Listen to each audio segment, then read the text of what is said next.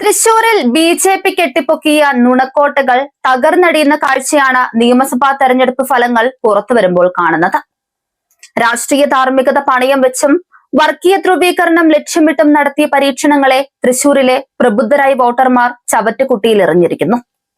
സുരേഷ് ഗോപി എന്ന വ്യക്തിപ്രഭാവത്തെ വിട്ട് കാശാക്കാമെന്ന മോഹവും മറുകണ്ഠം ചാടിയെത്തിയ രാഷ്ട്രീയ പാപ്പരത്തങ്ങളെ സിംഹാസനത്തിലിരുത്താമെന്ന വ്യാമോഹവും കേരളത്തിന്റെ മണ്ണിൽ വിലപ്പോവില്ലെന്ന് ഈ കണക്കുകൾ വ്യക്തമാക്കുന്നുണ്ട്.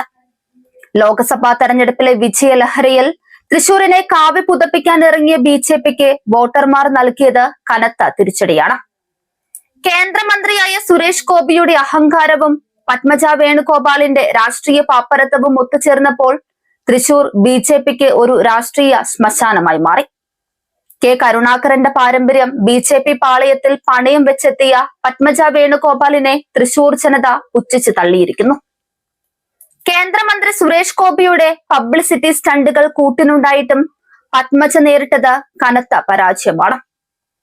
വ്യക്തിപരമായ സ്വാധീനം ഉപയോഗിച്ച് 43,000 വോട്ടുകൾ നേടുമെന്ന് ബി.ജെ.പി വീമ്പ് പറഞ്ഞിരുന്നിടത്തു നിന്ന് കിട്ടിയത് വെറും 28,662 വോട്ടുകൾ മാത്രം. 2021 സുരേഷ് ഗോപി നേടിയ 40,457 വോട്ടുകൾ പോലും സംരക്ഷിക്കാൻ പത്മജയ്ക്കായില്ല. ഏകദേശം 15,000 വോട്ടുകളുടെ വൻ ഇടിവാണ് ഇവിടെ മാത്രം ബി.ജെ.പിക്ക് സംഭവിച്ചത്. ലോക്സഭാ തെരഞ്ഞെടുപ്പിലെ വിജയലഹരിയിൽ തൃശൂരിനെ കാവ്യ പുതപ്പിക്കാൻ ഇറങ്ങിയവർക്ക് മിക്ക മണ്ഡലങ്ങളിലും അടിതെറ്റി. കഴിഞ്ഞ തവണത്തെ 34,329 വോട്ടുകളിൽ നിന്ന് 27,000-ലേക്ക് ബി.ജെ.പി കൂപ്പുകുത്തി. 7,000 വോട്ടുകളുടെ ഈ ചോർച്ച പാർട്ടിക്കുള്ളിലെ ആഭ്യന്തര കലഹത്തിന്റെ കൂടി ഫലമാണ്. കഴിഞ്ഞ തവണ നേടിയ 34,893 വോട്ടുകൾ ഇത്തവണ 28,018 ചുരുങ്ങി. സുരേഷ് ഗോപിയുടെ സാന്നിധ്യത്തിലും കഴിഞ്ഞ തവണത്തെ 22,000 വോട്ടുകൾ നിലനിർത്താനാകാതെ ബി.ജെ.പി കിതച്ചു.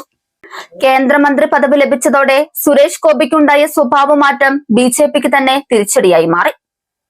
ജനസേവനത്തെക്കാൾ കൂടുതൽ സിനിമാ ഡയലോഗുകൾക്കും അഹങ്കാരത്തിനും പ്രാധാന്യം നൽകുന്ന മന്ത്രിയെ ജനങ്ങൾ തിരിച്ചറിഞ്ഞു തുടങ്ങിയതോടെ വോട്ട് ചെയ്തത് അബദ്ധമായെന്ന് അവരും ചിന്തിച്ചു തുടങ്ങി. കലുങ്കുവേദിയിൽ സഹായം ചോദിച്ചെത്തിയ വേലായുധൻ എന്ന വയോധികനെ അപമാനിച്ച സംഭവം സുരേഷ് ഗോപിയുടെ ജനവിരുദ്ധ മുഖമാണ് പുറത്തു കൊണ്ടുവന്നത്.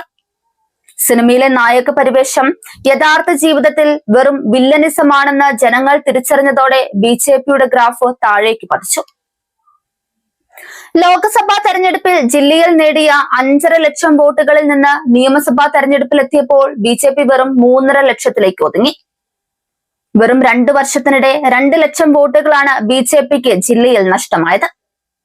ഇതിനർത്ഥം സുരേഷ് ഗോപിക്ക് വോട്ട് നൽകിയവർ പോലും നിയമസഭയിൽ ബി.ജെ.പിയെ കൈവിട്ടുവെന്നാണ്.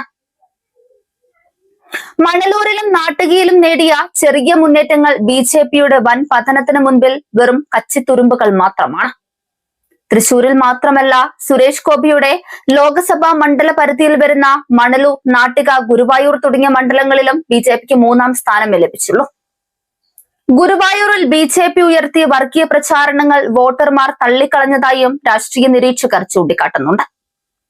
ചുരുക്കത്തിൽ ലോക്സഭാ വിജയത്തിന് ശേഷം കേരളത്തിൽ ബി.ജെ.പി പ്രതീക്ഷിച്ച അക്കൗണ്ട് ഓപ്പണിംഗ് നിയമസഭയിൽ തൃശൂരിലൂടെ സാധ്യമാകുമെന്ന കണക്കുകൂട്ടലുകൾ പാടെ പിഴച്ചു. തൃശൂരിൽ ബി.ജെ.പി കെട്ടിപ്പൊക്കിയ മാസ് ഇമേജ് വെറും കടലാസ് കൊട്ടാരമായിരുന്നുവെന്ന് ഈ തകർച്ച അടിവരയിടുന്നു. അധികാരത്തിന്റെ അഹങ്കാരവും രാഷ്ട്രീയ ചതിയും തൃശൂർ മണ്ണിൽ വാഴില്ലെന്ന കൃത്യമായ സന്ദേശമാണ് വോട്ടർമാർ നൽകുന്നത്.